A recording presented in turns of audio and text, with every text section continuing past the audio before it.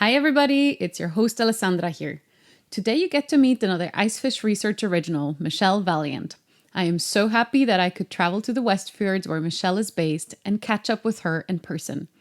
I hope you enjoy our little chat, and if you stay tuned until the very end, Michelle will tell you one of her favorite fish facts. Everywhere we go, there is something to see.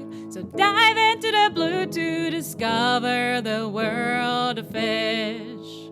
Fiskaspjall, where we talk about all things fishy. So my name is Michelle Valiant. I am from Canada, mainly like Toronto, Greater Toronto area.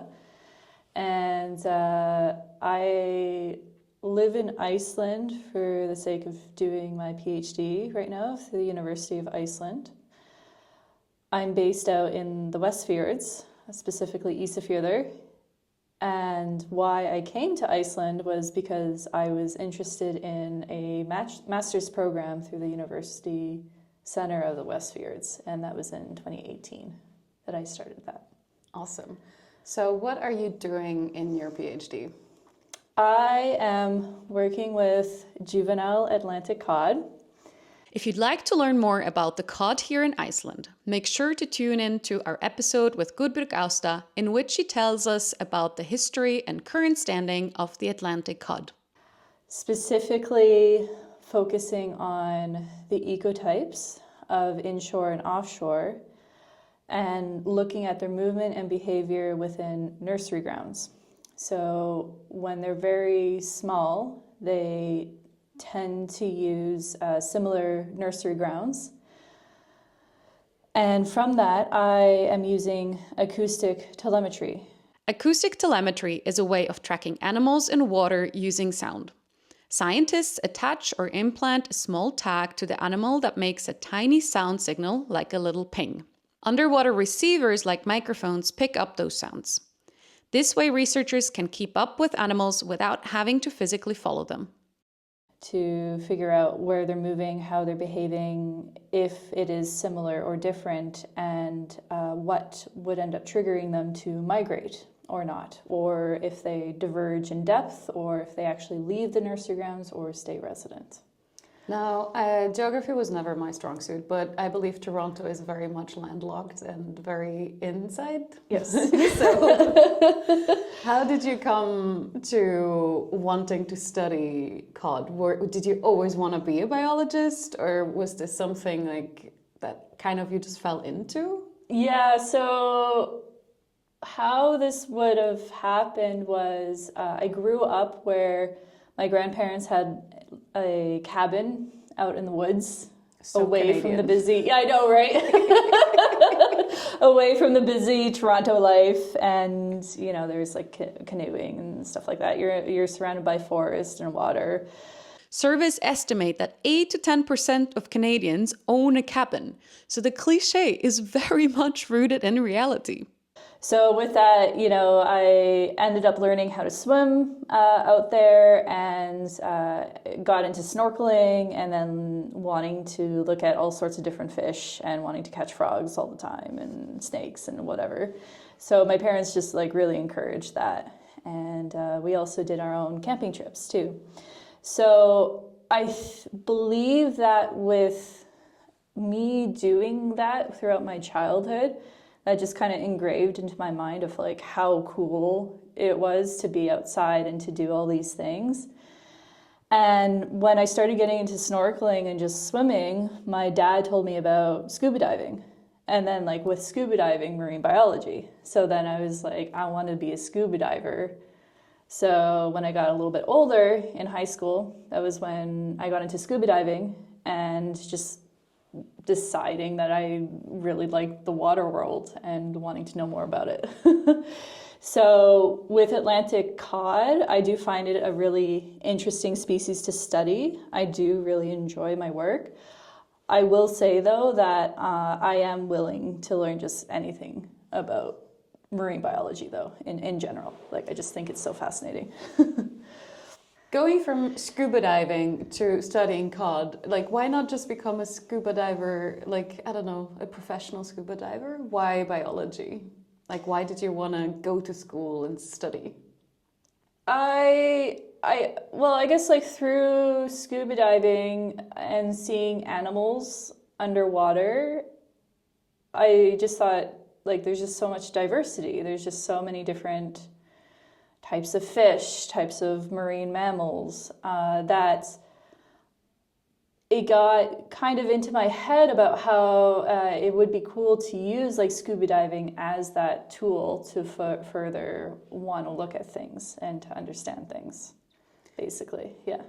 So how far into your PhD are you now? A very sensitive question. The plan is to be done by this coming summer in 2026. So yeah, it's definitely been a whirlwind, that's for sure, especially at this point. Yeah, if anyone thinks about doing a PhD, you really, really, really, really need to love it. Yeah. And really want it because it's rough. Yeah, 100%. It's the best of times and it's the worst Yeah. of times. Yeah, no, I feel like everybody's quite on that same level of understanding and empathy and towards that. Yeah, for sure. So given that you have all of that going on, why did you feel you also wanted to do science communication on the side with icefish research? This is a really good question. So like, I've always just wanted to be better at being able to talk about my work, or just to be able to talk about, marine biology or the ocean in general, because I'm just so passionate about it and so much in love with it. I just want to be able to express that as much as I can to everybody else. So without icefish research, this is a really valuable and a great example as a way of just me being able to help spread that word, and also get better for myself to be able to talk to people about the kind of work that I'm doing and making it at that level where people can understand why I'm doing it and why it's important and all those things. Yeah. And this might seem strange to people out there, but we've been trained for years and years to write in a scientific way, to talk in a scientific way. Yeah. That we're to a level brainwashed. Yes. And it's really hard to disengage from that, like, programming. Yes, definitely. Are you up for a little quick fire round of either or? Yeah, sure. Let's go. All right, freshwater or marine? Oh, Jesus. Probably marine. Fieldwork or lab work? Fieldwork, definitely. Coffee or tea? Tea, because it's healthier, even though I drink a lot of coffee. That's the answer I want to give. Summer or winter? Summer, yeah. Big international conference or small national conference? Big international. I think those are the coolest. So what is your least favorite part about being a scientist? My least favorite part. I am getting better at criticism, but I will say that is definitely my least favorite, because there are times that I feel like, I'm very confident in what I'm doing, and then all of a sudden, like, no, it's completely flipped around. Been there. Yeah, so that, which is fine. I've gotten really good at accepting this, but yeah, that was a big learning curve and eye opener, definitely. Yeah, but also I find especially in academia, it can be quite brutal. Yes. We understand it's part of the process, but yeah, I mean, like problem solving, proper critical thinking, that kind of thing. I mean, yeah, it's always a hard balance, with these kinds of things. So, yeah. So what is your favorite part about being a scientist? Ooh, favorite part. I think just the discussions, honestly, the discussion of ideas and that potential of how so many things can come from something else. It is a lot, don't get me wrong, it's a lot. And it can really jumble up your head with like way too much information. But at the same time, it's like, oh yeah, this is actually really cool to also think about. Like, I do actually really appreciate that part of just knowing that there is that much more potential to certain ideas and maybe future projects. I also really like when people are excited about something and then I get excited Yes, again about my own stuff. Yes, that's also another really good point, definitely. Yeah. Is there anything you would like people to know, or any misconceptions that are out there that you would like to clear up? One that is now just popping into my head is more of this like black and white scenario of thinking, for example, with like management strategies, like, oh, if we change a certain fishing regulation one way, it's then going to cause a greater output in the other way. But then at the same time, people might think of it as like just like a one way to fix something, when really it can be so much more complex than what it actually is, depending on the said situation and what they want to work on.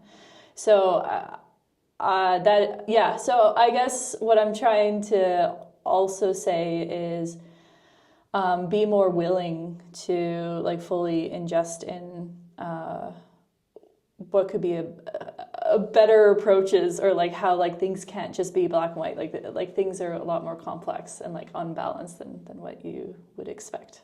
Amazing. And that's why we need people like you, Yeah. studying, willing to communicate about their work. Yeah. Thank you so much for sitting down with us. Wow. Me, myself, and I. Thank you so much for sitting down with me. Yeah. I'm so glad you're able to come out to the Westfield. It's like, this is pretty cool. Yeah, I'm very able to do excited. this. It's beautiful here. I Yeah. can't believe I haven't been here before. Yeah. It does take a while to get here, though. Yeah. But yeah, thanks for personally interviewing me. And yeah, I'm really excited to get this all out in the open for people to listen to. Me too. So, very cool. Thank you. Thank you all so much for listening today. Big shout out to my team at Icefish Research, Lieke, Michelle, Teresa, and Gudbjörg. Thanks to Hasib for handling all the paperwork, and thanks to Háskóli Íslands for giving us their science outreach grant that makes this podcast possible. Thanks to Sandra Ribicki for designing our beautiful logo, and special thanks to Kaure, who trusts me with his incredibly cool recording equipment that allows me to go and talk to people everywhere. And our title song was written and recorded by myself. If you also want to support us, you can subscribe to our podcast on Patreon. This also allows you to submit questions and suggestions for future podcasts, because yes, there will be a next season. You can also leave us a review on Spotify or YouTube for free. It really helps us grow. Follow us at Icefish Research on Facebook, Instagram, or Blue Sky, or visit our website at icefishresearch.com. And now, as promised, Michelle's favorite fish fact. All right, so my fun fishy fact is about the Atlantic wolffish, also known as steinbiter in Icelandic. And this fish is really well known to be quite intimidating and scary, with like their big teeth and like how they like leave their mouth open ready to like attack someone. However, for when females, when they have their eggs, they have them in nests, and the females end up having this like motherly nurturing concept of wrapping themselves around the eggs for protection. So I think it's kind of fun and cool to think that even though this is a scary fish to most people, especially for fishermen, these fish can have quite like a nice, like more nurturing and conditioning, empathetic way of looking after their young. So that's it.